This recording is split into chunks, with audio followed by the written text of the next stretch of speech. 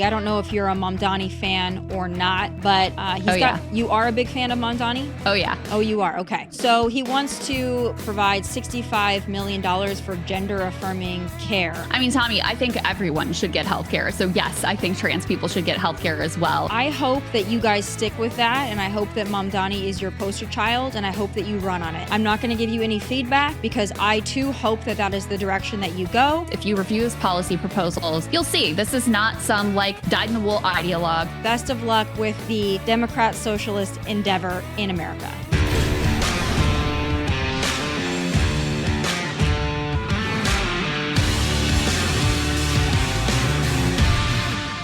And I know fascism is a heavy term. Sure it is. But I'll say it. We have a fascist in the White House. Let me ask you tonight, do you think Donald Trump is a fascist? Yes, I do. This is what kicking the out of fascism looks like. Try to prevent the spread of the lawlessness and the fascist chaos that's been unleashed against us. So when we say Donald Trump is a fascist, fascism, a huge component of fascism is uniting racism, bigotry, a form of racist nationalism. We are now living in a fascist dictatorship. Mm-hmm. We are worried about potential rise of fascism in this country. We're worried about our democracy falling to an authoritarian and potentially fascist form of government. Not only to roll over to Donald Trump's will, but to roll over our democracy and allow him to take over this country as a fascist dictator. When fascism isn't just coming, it's already here. No one has ever been more dangerous to this country than Donald Trump, and he is a fascist to his core. And it continues. The assassination attempts on President Trump weren't enough. The public execution of Charlie Kirk wasn't enough. The 1,000% uptick in assaults on our federal agents, still not enough. The leftists, the libs, and yes, mainstream elected Democrats who desperately want to be president, all singing off the same sheet of music. And they won't stop because, frankly, I don't think they care what the ramifications are. Fascist this, Nazi that, Timu Hitler, Putin's hoe, we've heard it all. Did these leftists even know the definitions of the slanderous and disgusting labels they throw on us? If you believe in school choice, a secure border, energy independence, or God forbid, traditional values, you're basically a Mussolini cosplayer, right? That's how far off the rails this has gone. Wait, you think parents should have a say in their kids' education? You monster. If you come into this country illegally, you're subject to deportation, the horror. No, it's the law. Let's be clear. Real fascism, actual textbook boots on the ground fascism, is not just someone who disagrees with me politically. It's dictatorship, it's state-run media, it's suppression of dissent, it's political violence used to silence the opposition, which, let's be honest, sounds a lot closer to some of the tactics we've seen from the radical left for at least the last decade. Calling everyone who leans right a fascist is not just dishonest, it's dangerous. And not just because it puts a big old target on our backs, but also this. When everything is fascism, nothing is. The left did the same with the label racist, and while they still love that one, they've become more enamored with fascist because it's more abstract and they can assign whatever the hell they want to it because, let's be honest, these idiot protesters and Antifa freaks don't really know what the hell fascism is, and they don't care. It's an excuse. It turns our politics into a clown show. It shuts down debate. It desensitizes people to the real threats out there. And maybe that's the point. Because if you can paint every conservative from a suburban mom to a small business owner as a budding Hitler, you don't have to argue ideas anymore. You just smear, silence, and move on. It's lazy, it's manipulative, and yeah, it's un-American. If Democrats really want to have a conversation, let's do it. Let's talk about policy, solutions. But this fascist nonsense, it's a political crutch, a fear tactic, a distraction, and honestly, it's getting old. But joining me now to have the discussion is liberal commentator and co-host of Breaking Points with Krystal and Saagar is Krystal Ball. Krystal, it's so great to have you. I want to have the discussion. I know that you tweet a lot about it, and I'm very interested to hear if you think President Trump is a fascist, and if you think that I, by definition as a conservative, am also a fascist. I don't think everyone who supports President Trump is a fascist. I do think that President Trump is a fascist, though. And I'll give you a perfect example, Tommy. It's kind of an awkward day for you to give this spiel because Trump is speaking to all the generals today in Quantico. And he just said that he's going to use the military against the enemy within, which is part and parcel of what he's been doing with deploying the National Guard in cities across the country. So when you ask about definition of fascism, the president really sort of gave his own definition of fascism today. I know you want to agree with that, but let me just make a broader point here. Yeah, I want to dive into that. Well, let me just make a broader point here because, I think as someone who came from a side that did a lot of tone policing and, by the way, called out people who were policing rhetoric and doing the whole cancel culture thing, I would really caution you from going down this path, especially as someone who, is a commentator, uses your words for a living. I know in the past, I did a little bit of research. You called people who were enforcing mask protocols Nazis. President Trump has, of course, used his language in quite aggressive ways, including calling Kamala Harris and others fascist, radical leftists, communists, et cetera, et cetera. Do I think that that was inciting violence against Kamala Harris? Do I think you were inciting violence against people who were enforcing mask mandates? No. So I think we have to really maintain this commitment to First Amendment free speech, even in the face of incredible crackdowns from this administration in ways that are truly extraordinary and quite dystopian. I would love to hear about the First Amendment crackdowns from this administration and what you would classify those as. But I want to go back to President Trump this morning. And again, I know that the liberals, I know that you all love it when he says something and it's like, oh my God, this is the definition. He's going to use the military against us. Well, I would argue it's well within his rights to use the National Guard in D.C. And D.C. is a pretty great place right now, by all accounts, because of his use of the National Guard there to keep people safe. Mostly black and brown people, I would add. But also, when you are deploying troops to protect federal agents and federal buildings, you're also well within your right. That's not authoritarian. It's if you want to have Antifa lighting the streets on fire and terrorizing people in these cities, President Trump is going to protect his agents and he's going to protect federal assets. So I don't know what part of that you think is authoritarian. To me, it's just if you guys want to play stupid games, we're going to make sure that we have our federal assets protected. Would you rather they just be out there and be attacked by Molotov cocktails and bottles and things being lit on fire around them, buildings being lit on fire? I mean, is that your preferred course? Well, first of all, I would say I don't think you should believe everything that you see on Fox News, Tommy, because that is not the reality in any of these cities. And I spend quite a bit of time in Washington, D.C. Second of all, local law enforcement exists for a reason. And there's a reason why we have a separation between civilian local law enforcement and the military. The military is trained to go after enemies.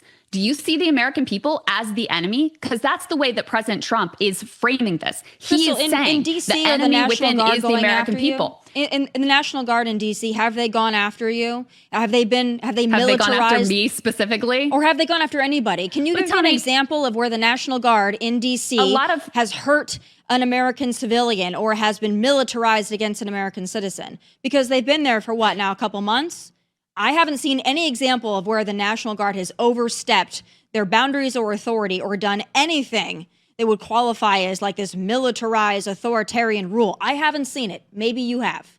Yeah, so I think there's a fair point that you're making there, which is that because we have the Posse Comitatus Act, you cannot actually engage in civilian law enforcement. A lot of what they've done is to back up ICE agents, so we can have a whole separate conversation about the aggressive abuses there and the way that American people feel that that has gone way too far in a way that has been aggressively violent. A lot of what they have done in DC is frankly like a waste of taxpayer dollars, picking up trash and just standing around. However, that doesn't mean that we should accept the image and normalize having military soldiers. And in LA, they used active duty Marines in our streets. Furthermore, what is probably even more troubling and has gotten a lot less attention is Trump just signed this new national security memorandum that effectively labels anyone who opposes him and his views as a potential domestic terrorist.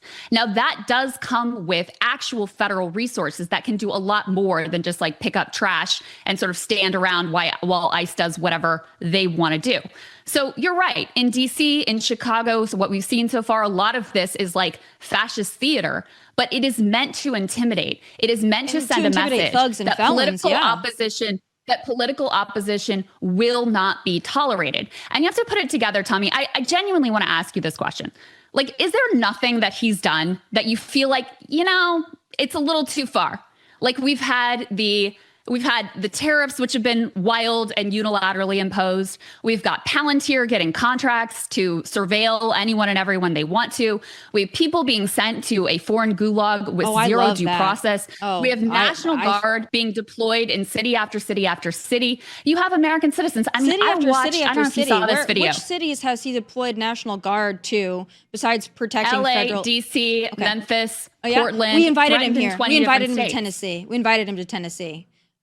Governor invited him to come clean up the streets of Memphis because they desperately need the help. So this is, I'm genuinely curious in this. But Tomi, can you respond to the question though? None of this you feel like, this is a little too far. Saying policing comedians' monologues, right? He's not using lawsuits to threaten media, consolidating media in the hands of his allies. I know that you're not trying to allege that Jimmy Kimmel or Colbert were taken off the air because of President Trump.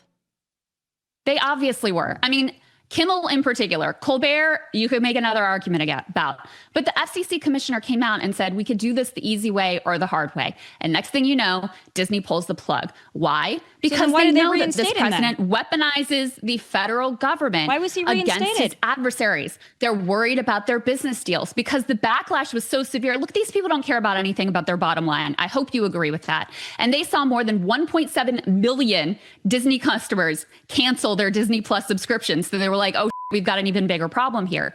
But there is zero doubt that the intention is to chill speech, to make anyone who opposes this president think twice before they do that. That's what the university crackdowns are about. That's what the legal crackdowns are about. That's what kidnapping students off the street for writing an op-ed. That's what that's about. That's what the National Guard in the street is about. And that's what him saying to these generals today, we have to use the military against the enemy within. So you may not like the term fascist. You may not like it when it's thrown around by Democrats. You had no problem with it when it was thrown around by Trump, by the way.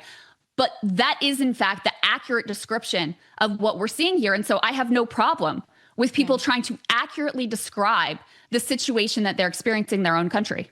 Do you think that I have so many questions for you? That whole thing like democracy under attack, dictator on day one, that worked so well for you guys in November of last year. I'm actually shocked that you're still using it and you think that it's working on the American people. It didn't, and Tomi, it's not. Not everything is about a poll. Right. Some things are about like you actually have a principle and you actually care about protecting First Amendment. I mean, to me, if you guys think that though, that's fine. This is to me, Krystal, one of the best things about America.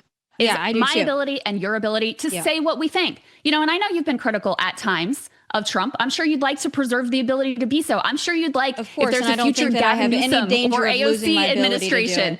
Yeah, I don't think that. But do you worry? Do you worry about the turnabout, though? No, I don't. Do you worry that when it's an AOC or a Gavin Newsom, that you're going to be the one put on the domestic terror watch list? Because that's what's happening right now. Krystal. So if you did a little bit more research, you would know that your guy, AutoPen, actually did pressure social media companies to deplatform me, to move me down in the algorithm, to reduce me. If you did a little bit of research, you would know that I complained and protested against those sorts of actions.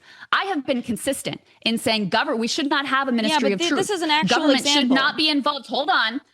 Government should not be involved in pressuring social media companies to cancel. What the Biden administration did, as revealed in the Twitter files and the Hunter Biden laptop suppression, I spoke out against all of that. So you can't get me on that crap. Well, I'm glad that you did. That is nothing compared to the way that this administration has used the whole of government, weaponized the whole of government in order to try to silence and coerce their critics. There is no doubt about it. The FCC commissioner coming out and directly saying, we can do this the easy way or the hard way. That is overt jawboning. That is overt threats to media companies. Then you have the lawsuits that are used to basically extract a bribe to coerce these media organizations. And then you have mass consolidation in the hands of Trump political allies. That's what's going on. So the First Amendment is under attack in a way we have never seen before, going back even to the days of George W. Bush and the Patriot Act and that surveillance, which I also objected to, by the way. Krystal, it's interesting to me that when I show you all of the censorship from the Biden administration, which I'm glad that you disagreed with, but when I show you like concrete examples of they did this, they did that, Hunter Biden laptop impacted an election, right? All the COVID misinformation, they pressured YouTube, Google, every single one of them was pressured. And these companies are coming out and saying we are pressured to deplatform people, to lock people out of the accounts, delete accounts, reduce people on these platforms during COVID, calling it misinformation, disinformation. We have concrete examples of this, but then you say, well, you know, because they deceptively edited that Kamala interview, and because Colbert lost his show because he lost money, and because Kimmel was off the air for 5 days, that's your example of like the government's cracking down on free speech, when I have an actual example of they actually silence people. Here it is. Citizens, content creators,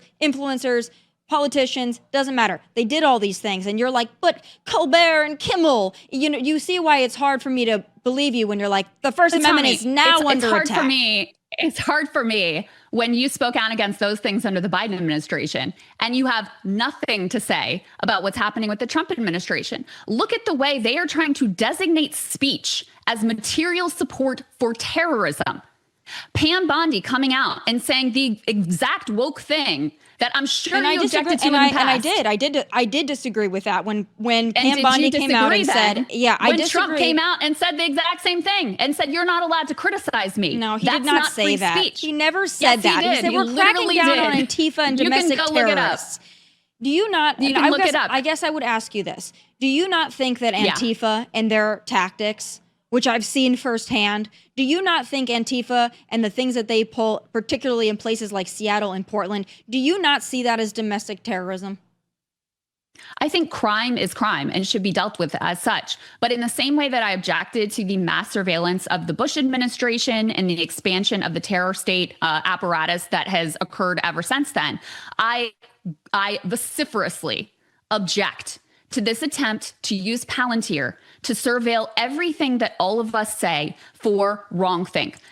God forbid that we criticize Israel. God forbid that we criticize what ICE is doing. That's the regime that they're putting into place, Tomi. I mean, that's what they are trying to effectuate right now. Well, I disagree with you on that point, but I don't agree with because they were the lowest hanging fruit.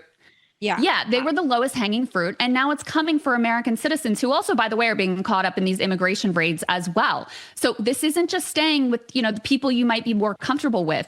This has huge impacts on all of us, and especially as people who make our living through our ability to speak and to say at times provocative things. Like, that's part of the job. And that's exactly what this administration is really trying to go after. Krystal, and I'm not make disagreeing with you. Not that nobody won't be able to say anything, but that they have to think twice. I mean, you mentioned Google and YouTube, and then I'll shut up and let you say the next thing. But they just had to do some, you know, multi-million-dollar settlement and basically pay tribute to the Trump administration because they want to make sure their deals can go through and they get their tax breaks or whatever it is that they want. That's what all of these companies are doing, and we are totally dependent on these big companies. You are saying that. All this stuff is not that we have the companies that actually came out and said Biden administration pressured us to remove this, this, and that. But you are just assigning that to these companies because you believe that was reported within Disney.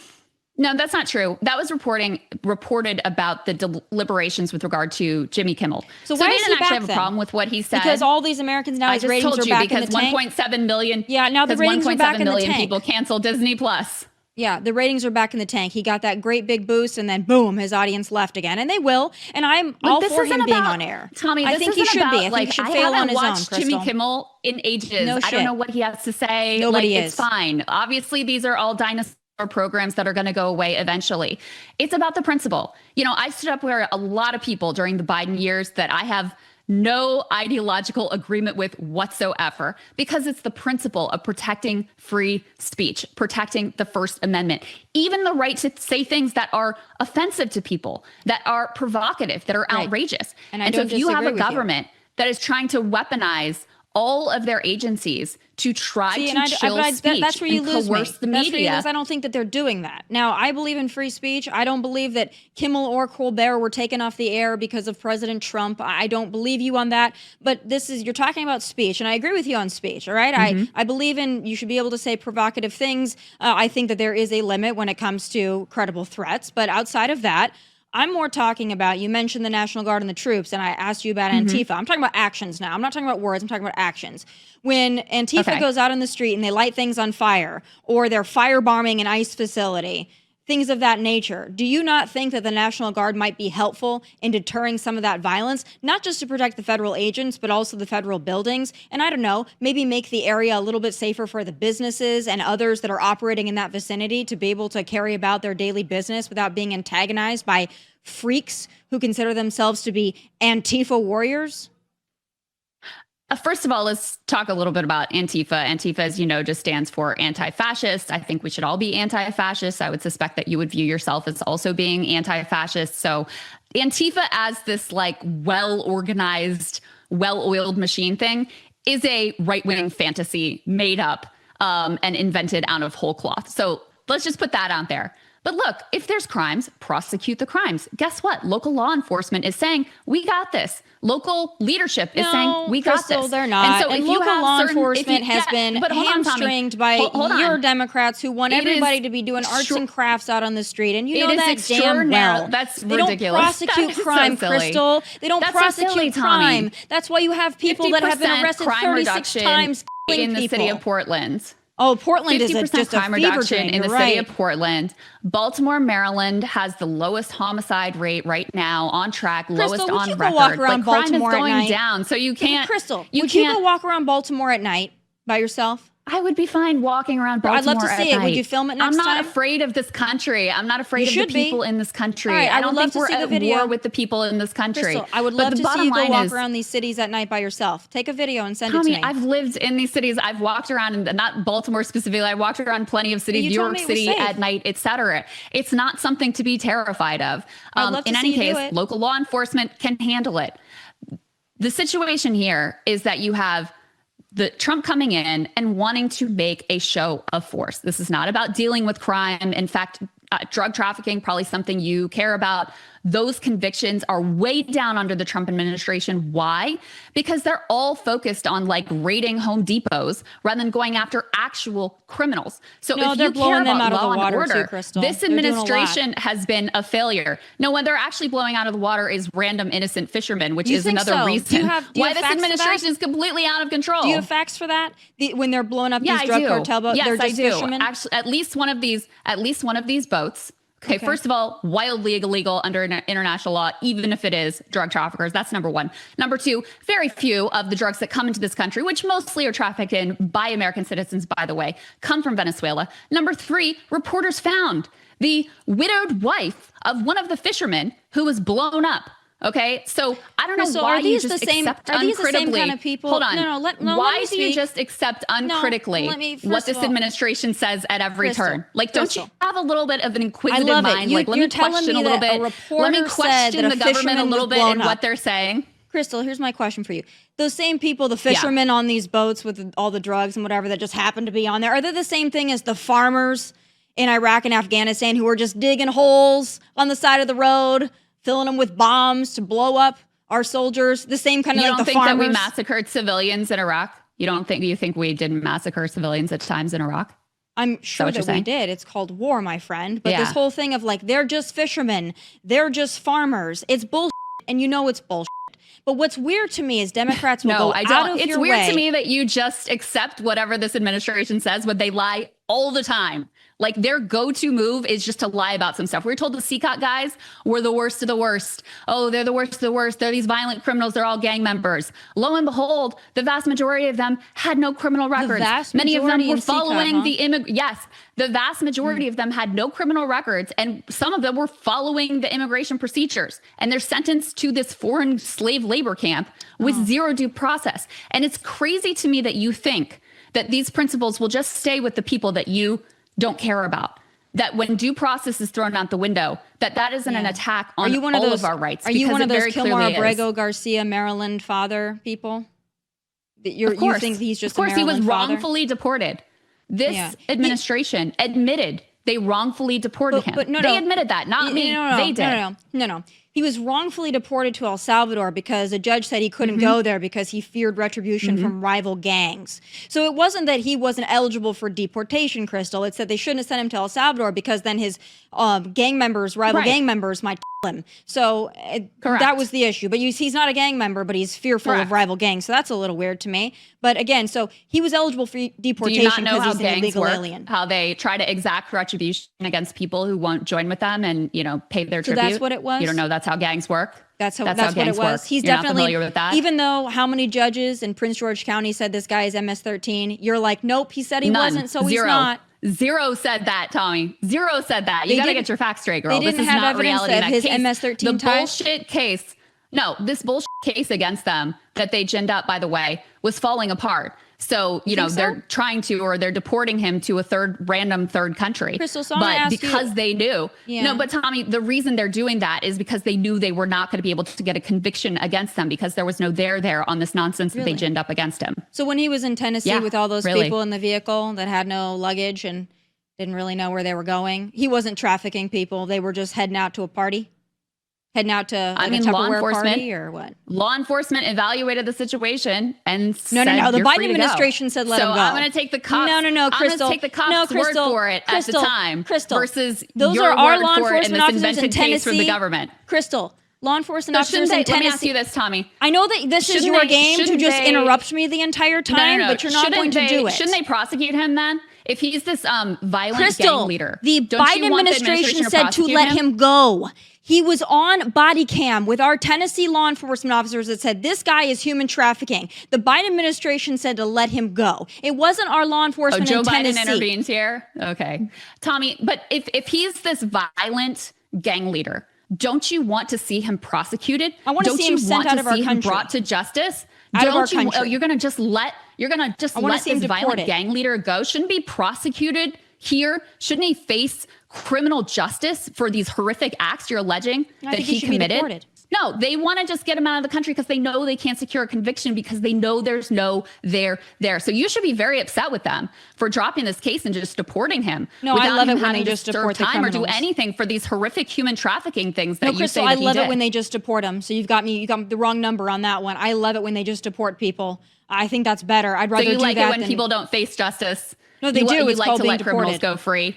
No, it's being deported. You like to let criminals go free and not have to serve time in prison? I like them to be deported.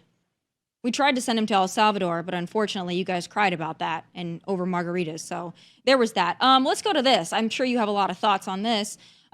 Pete Hegseth thinks that we should have uniform standards for men and women in combat positions. I'm going to play the clip and then we'll hear your take on it.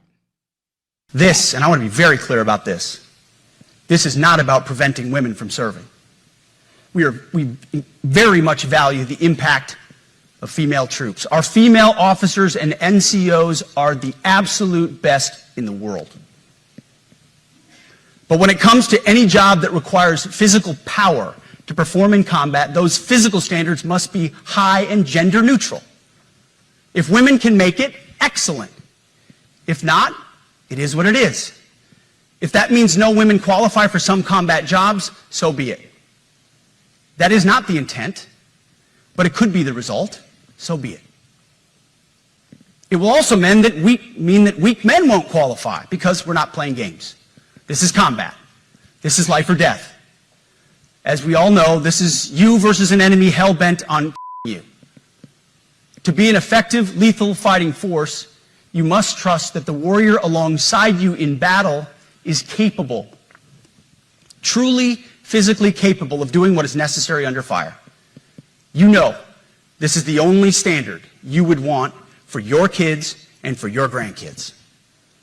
Apply the War Department Golden Rule, the 1990 test, and the E6 test, and it's really hard to go wrong. All right, Krystal, I'm sure you got an issue with that. So you want to tell me what it is? I don't have an issue, Tommy. It's fine. You don't? Fewer women sent to fight and die in pointless foreign wars, fine with me. So you're fine with the standards. So you agree with our Secretary of War, Pete Hegseth, that we need to have uniform standards. And if women can't meet them, then that's DEI doesn't apply here? Like I said, if we have fewer women sent overseas, fewer everyone sent overseas to fight and die in useless foreign wars, then I have no problem with that. Well, I'm so happy to hear you say that. And I'm assuming that you're against DEI then just universally, or do you like the DEI concept? I actually am against. It depends on your definition of DEI. I think Republicans have perverted it to just mean like when Black people get jobs. For example, the mayor of Baltimore was called a DEI mayor, even though he was democratically elected just because he happens to be a Black man.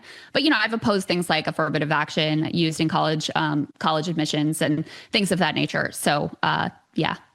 Well, I'm glad that we can both agree that the Department of War should not be using DEI. So we found one area of agreement. Hallelujah. I'm glad that you brought up DEI hires, though, in terms of what we Republicans think of it. What do you think about that Iowa superintendent who's an illegal alien? What do you think about him getting that job? Are you cool with that one too, or you're going to surprise me, maybe? I mean, in terms of his performance on the job, it seems like he did a good job. The community is out protesting his potential deportation because he was getting test scores back up after there was COVID learning loss. And, you know, I mean, to me, this is someone who apparently is exactly the type of person we would want in this country, not just when he was in Des Moines, but he also had a high-level role in St. Louis school systems and Pennsylvania school district. He was considered an outstanding principal in the Washington, D.C. school system. He's been in the country for decades, and he seems exactly like the sort of person that we should reward with citizenship, who's a tremendous benefit to our country and to his community. The weapons they found, that doesn't concern you at all? I thought you're a 2A girl. I am a 2A girl, but illegal aliens doesn't apply to them, babe. They don't get to just walk around willy-nilly. I don't have a problem with someone having a hunting rifle personally. So you don't care if illegal aliens have? No, I think he should have firearms? citizenship. That's my point. I don't really understand why you guys think the story is like a good one. And your side, because Democrats tell us that they're not getting these jobs. You guys tell us they're not. He's not the stereotype that you're trying to perpetuate about undocumented immigrants. You know, he has been an upstanding community member for decades. He's served school districts. He's been a fantastic educator. He was performing, apparently, according to locals, he was performing quite admirably in this job right here. So no, I believe that immigrants are a net benefit to society. And I believe someone like him should have been rewarded with citizenship long ago. Now, clearly he lied in the job application process. Yeah. That's not acceptable, et cetera. Does that not bother you at all? But this is exactly why we need, well, to me, it's an example of how immigrants benefit our country and why we need a path to citizenship so that people can be brought out of the shadows and can contribute openly in society the way that this man was. So I guess my larger question here isn't about maybe him himself. If you say he's a great guy, I'm just going to go ahead and give you that one. He's this great guy. You know, they found this stuff, but that's fine. Do you think it's a little odd, though? Because Democrats tell me all the time that illegal aliens, they aren't getting health care. They're not voting. They're not slipping through the cracks. And then we get examples where it's like, holy shit, this guy slipped through your very tough vetting process. And he's also, by the way, a registered Democrat, but I thought that he couldn't vote. So I'm confused because you guys told me that this never happens. I don't know if he's registered to vote. I think we should look into that. There's zero evidence that there's any significant issue with undocumented immigrants voting. So you want the committing voter fraud? That would be voter fraud. I didn't say that. I said there's no significant evidence. There's no evidence actually at all that undocumented immigrants vote in significant numbers. Now, what I am in favor of is a pathway to citizenship for people who do pay taxes, who follow the rules, who, you know, whatever the guidelines you want to set out. So there's a predictable path so that people can be brought out of the shadows and contribute to society and contribute, you know, and have to abide by labor laws and all of that. That's what I think would benefit immigrants, that would benefit our society more broadly. And that's what I'm in favor of. Do you think that that pathway to citizenship would be to come to the country legally in the first place? Isn't that the best and brightest He actually path? did, but yes. Yeah, absolutely. But right now we don't have a system that is set up. I mean, it's a completely broken system. I think you have to acknowledge that. And especially depending on the country you're coming from, there's basically no possibility of that. So you have a lot of people who are truly desperate, who are trying to survive, who want to come here because they believe in the promise of America. And so I believe we should have a path that, allows them to present themselves at a legal port of entry and follow a process and be tracked through the system and all of that. Like that, to me, in my mind, would be a functional immigration system where you don't have the sense of lawlessness and chaos and people who are working in the shadows, who, by the way, are frequently exploited and abused because they don't have legal status here. Yeah, because they didn't come the right way. So if fewer people would come the wrong way, you could have more people able to come the right way. I want to talk a little bit about New York City. I don't know if you're a Mamdani fan or not, but you are a big fan of Mamdani? Oh, yeah. Oh, you are. Okay. So he wants to provide $65 million for gender-affirming care. I want to play the clip, and then I want you to tell me why we should be footing the bill for that. Let's take a listen. It is absolutely disgusting that this federal administration do. They are looking to erase trans folks from the very fabric of this country. And it's up to us to actually show what leadership can look like. And one of the things that we've said beyond saying you're ethnic tracing for LGBTQIA plus enrollers, beyond saying we're going to establish an office of LGBTQIA plus bears, is also that we're going to provide $65 million of funding for gender-affirming care, the same amount of funding that the federal government will pull out from local providers for that agreement. So do you think that they should be footing the bill for the gender-affirming care?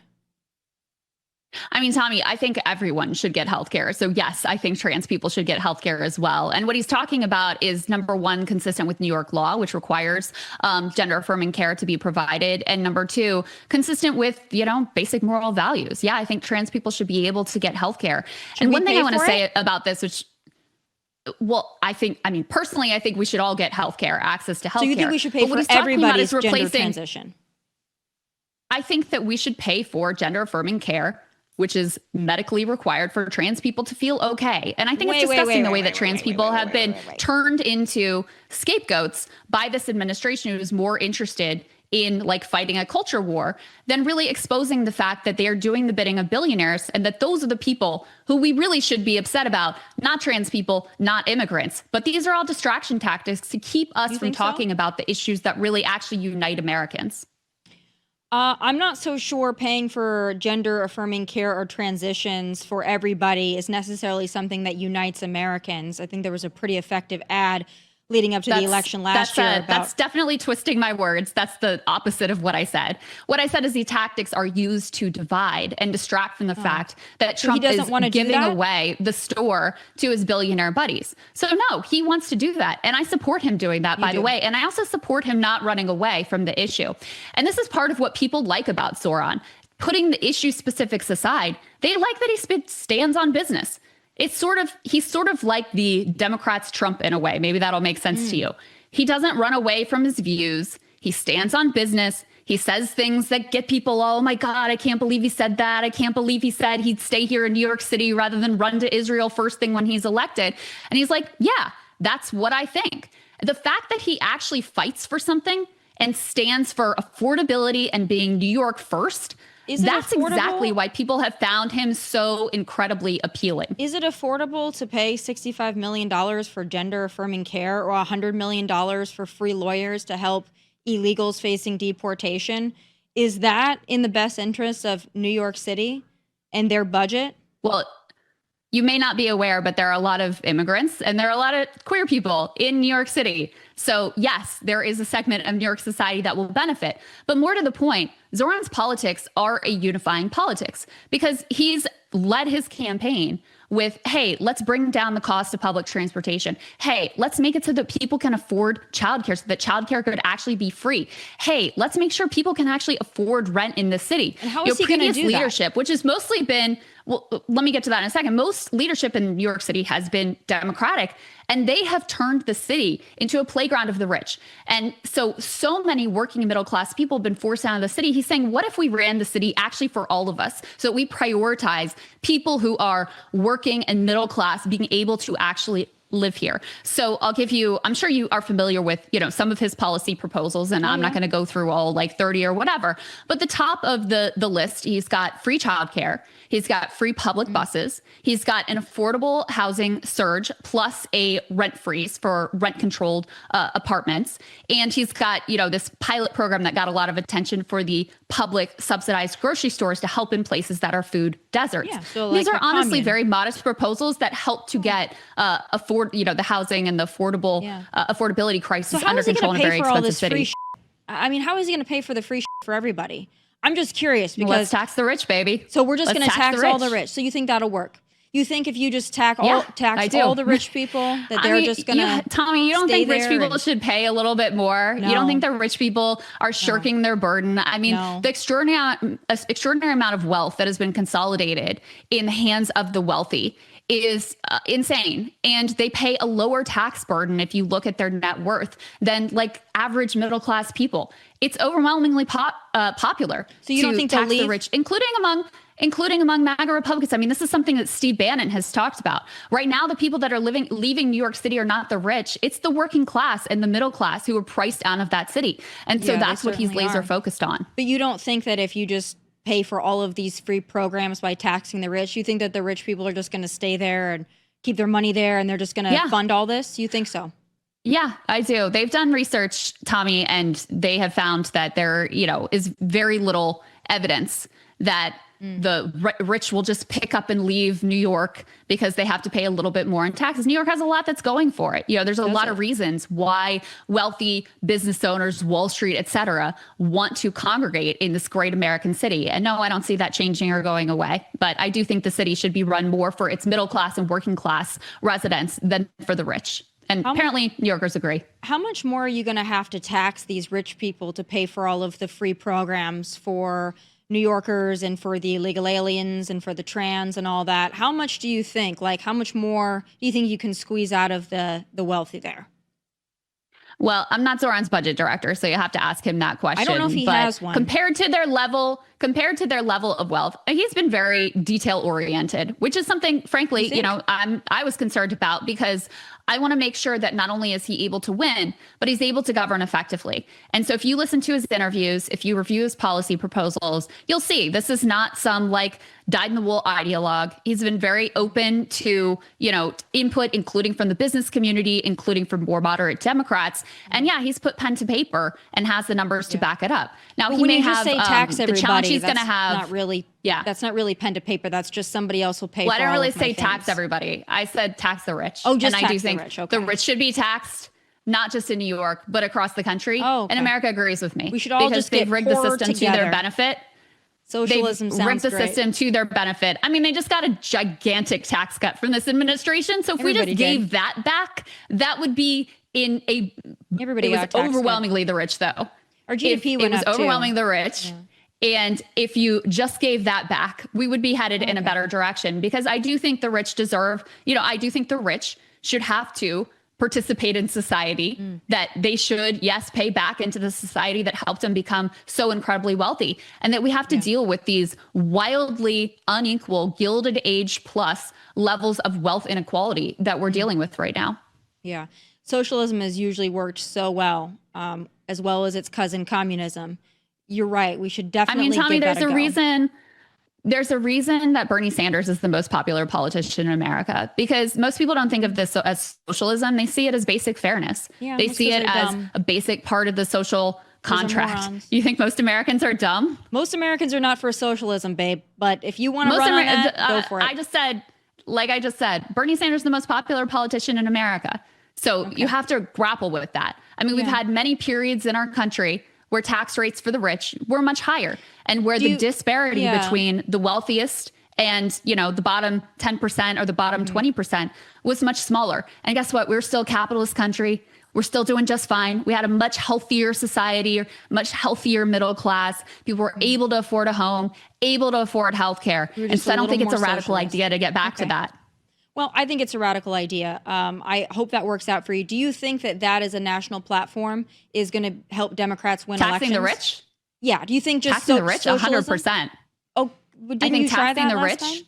You didn't try that last time? Taxing the rich. What are you talking about? With Kamala? Yeah, when with Kamala was Kamala. running around Mark Cuban and Liz Cheney and made a lot of mistakes that are in her campaign. So no, I do not see Kamala as my ideological ally whatsoever. But Bernie would have won. I mean, saying, look, we're going to have, of course, building out the social safety net, getting back to being the New Deal era Democratic Party, saying everyone's going to have access to healthcare. Everyone's going to be able to afford to have childcare for their children. We're going to lift the wage to be a living wage. We're going to invest in unions, make sure we have labor power. That is an overwhelmingly popular message. In fact, where does it work? Yeah, where does that concept work? It worked in America. Tell me, it worked in America during the New Deal era. That's where it worked. Is it working? You don't have to look overseas. We can look to our own history. The best example, right? California probably the best example. We're going to pay the fast food workers this, and we're going to have illegal aliens on healthcare and Medi-Cal and all this stuff. Would you cite that as an example of where this type of governance works, or this type of economics works? I mean, again, Gavin Newsom is not my ideological ally. I'm not a liberal. I'm a leftist. I'm a democratic socialist. He vetoed universal or blocked universal health care from coming to fruition. Because they couldn't even afford to provide it for the illegals, you know? California has one of the most vibrant economies in the entire world. Looks now, like they also have a mass affordability crisis, as does New York City, as does every major city, basically in the country. So I think we need to dramatically address the affordable housing crisis. And that's part of what Zohran has been running on. So I took a look. There's only 26% of the country that actually opposes his core policy proposals that he ran on. So do I think it's a national message? Of course. I think Democrats Krystal, would have done much, much better if they focused on these core economic issues. I hope that you guys stick with that, and I hope that Mamdani is your poster child, and I hope that you run on it. I'm not going to give you any feedback because I too hope that that is the direction that you go. I think that's a great idea. You don't think taxing the rich is popular? I think you Tommy, should. you don't think tax the rich is popular? I think you guys should talk to Steve Bannon about this. He has a different idea. Well, I'm not a Steve Bannon it. apologist either, but I think you guys should run on that. I'm not going to interject, and I think that all illegal aliens should stay. You should make them all citizens. I think that you should tax the rich. I think you should provide trans surgeries for everybody. I think you should have all the men and the women's sports. I think we should have health care across the board for everybody. I think you guys should just stay on this. For all people. Yeah. I think you guys should just stay on that message. I think it's going to work out really nice for us. So I'm not in any way going to ask you to change course. I think that's a great idea for you guys. The last thing I want to talk to you about is because I'm about ready to do my commentary on it. But do you think Bad Bunny is a good choice for the Super Bowl? I'm not that knowledgeable about him, but it seems fine, and I don't know why it's a big deal. Seems like a great American artist, so sure. He's not an American artist, but he's Puerto Rican. That's part of America, dear. Yeah, you don't think you have any problem with him saying the ICE is? Well, I'm sure you don't. Mother effers and sons of and that he's not going to perform here due to immigration. America agrees with him on that. The majority of Americans think ICE has gone too far. They've watched videos of 79-year-old business owners be slammed to the ground and their ribs broken by ICE. So I think the American people are probably on board with that message at this point, Tommy. Okay. Well, whoever you're talking to, I'm sure is. I'm not so sure the rest of the country is, but I'm just looking at the polls. That's all. Yeah, but you told me earlier the polls didn't matter, Krystal. That are behind my statements, not just the vibes. Matter. Remember that when you told me that earlier? Yeah, because principles don't matter. Principles matter. Principles matter. And but when you're talking about where the American people are, that's when I consult the data. But in terms of what I believe, it's helpful to you, those are principles. No, in terms of what I believe, those are my principles, and I stand by them even when they're unpopular. Well, I love that you do that. So that's the one thing that we can agree on, is that you should stand by your principles and the polls when they're advantageous to your side. Krystal, I enjoy the conversation. Thank you for having it. And best of luck with the Democrat socialist endeavor in America. Careful what you wish for, girl. Best of luck. Hey, thanks for watching. For more of my hottest takes, must-see conversations, and of course, my final thoughts, click right here. And don't forget to subscribe. Just click right here so you never miss a beat. I will be here every weekday, and I hope you'll join me.